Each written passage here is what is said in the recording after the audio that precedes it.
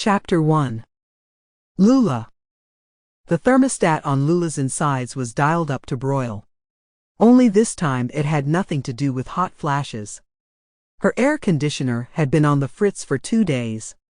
The sultry summer air permeated the house through open windows, but the ceiling fan spinning at full blast did little to cool down the rooms. The walls sweated. The doors swelled. Every surface was covered in a sticky film. The heat index in the kitchen was higher by 10 degrees than the rest of the house, thanks to the pot of butter beans simmering on the stove and the oven preheating to roast. The thought of eating a heavy meal in this heat made the meager contents of Lula's stomach sour.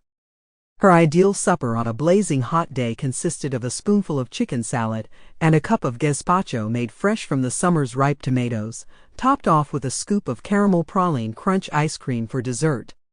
Such meager fixings would not do for her husband.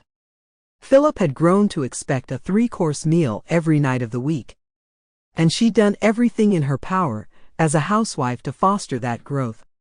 She prided herself on her skills as a homemaker, her culinary talents, green thumb and special knack for making their abode cozy and inviting.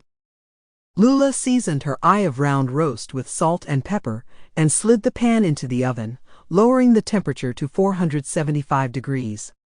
"Ooh-wee, it's hot in here," she said as she straightened up, a hand pressed firmly on her aching lower back.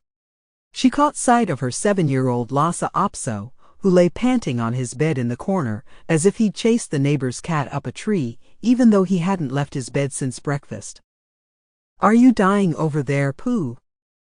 The dog thumped its tail once and snorted. "I know, sweet boy. You'll be cool soon. They should be here any minute." She glanced at the clock hanging above the kitchen table. Fashioned out of an old piece of driftwood and seashells, the clock her father had helped her create when she was in the 4th grade was part of a Girl Scout project. The clock had marked the time for the last 45 years of Lula's life, just as it had marked the last 5 hours. "We'll send a technician out today between 10 and 3, the bored-sounding woman had said when Lula called the repair service about her broken air conditioner. It was now 3:30, which meant she would be late. And she hadn't missed her standing 4 o'clock social with her besties since never in all the 26 years of Tuesdays they'd been getting together for sweet tea and girl talk at George's. Was she just going to let these repair people hold her hostage all afternoon in her own home?